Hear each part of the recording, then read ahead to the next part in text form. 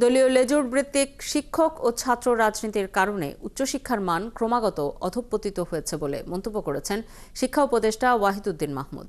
বাংলাদেশ উচ্চশিক্ষা সম্মেলনে কথা বলেন তিনি। এ সময় বিশ্ববিদ্যালয় মঞ্জুরি কমিশনকে সরকারের উপর নির্ভরশীলতা কমিয়ে আনতে জোর দেন ইউজিসি চেয়ারম্যান। বিস্তারিত জানাচ্ছেন মাইনুল মারুফ।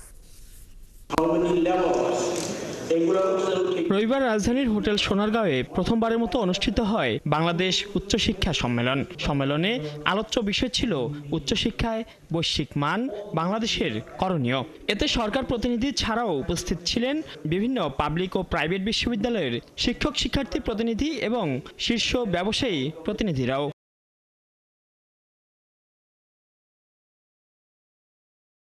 আমি মনে করি graduation in the sense that people should learn. আলোচনায় উঠে আসে মানসম্পন্ন উচ্চশিক্ষায় বাধাসমূহ। বক্তারা বলেন, দেশের প্রাইমারি ও মাধ্যমিক শিক্ষার উন্নয়ন ছাড়া উচ্চশিক্ষায় বৈশ্বিক মান অর্জন সম্ভব নয়। এ সময় শিক্ষা খাতে বরাদ্দ বাড়ানোর আহ্বান জানান তারা। উচ্চশিক্ষার জন্য পর্যাপ্ত পরিমাণ রিসোর্স মোবিলাইজ করা সরকারের পক্ষে কোনো আমলে কোনো দিনই সম্ভব। এইভাবে সরকারে গিয়ে এই ধরনের আমরা গ্র্যাজুয়েট তৈরি করেছি যাদের 30 লক্ষ বেকার থাকে। অন্যান্য দেশ থেকে আমরা এক্সপার্ট আনতে হয়। উচ্চশিক্ষার মানটা আসলে নির্ভর করছে আমার আসলে প্রাথমিক এবং মাধ্যমিক শিক্ষা ব্যবস্থার উপর। এ সময় বিশ্ববিদ্যালয় মঞ্জুরি কমিশনকে সরকারের উপর নির্ভরশীলতা কমিয়ে আনার কথা বলেন ইউজিসি চেয়ারম্যান।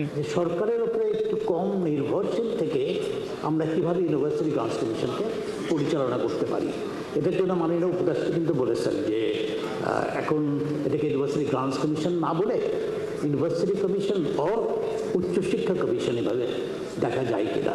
শিক্ষা উপদেষ্টা বলেন, বিগত বছরগুলোতে বিশ্ববিদ্যালয়ে লেজুর ভিত্তিক শিক্ষক ও ছাত্র রাজনীতির কারণে উচ্চশিক্ষার মান ক্রমাগত কমেছে। তার অভিযোগ, ভালো শিক্ষক ও শিক্ষার্থী না থাকলেও জেলায় জেলায় বিশ্ববিদ্যালয় গড়ে তোলায় কমেছে শিক্ষার মান। আমাদের উচ্চশিক্ষার পরিবেশ বিশেষ করে পাবলিক বিশ্ববিদ্যালয়গুলোতে এটা ক্রমাগতভাবে অধঃপতিত হয়েছে। শিক্ষকদের লেজুর ভিত্তিক দলীয় রাজনীতি, ছাত্র রাজনীতির নামে দখলদারিত্ব এবং দুর্বৃত্তায়ন। এ সময় দেশে শিক্ষিত বেকারের সংখ্যা বাড়ছে বলেও জানান তিনি। শিক্ষিত বেকারের সমস্যা আমাদের এত ছিল না, এখন মাইনুল মারুফ, ৭১, ঢাকা। পেয়েছে।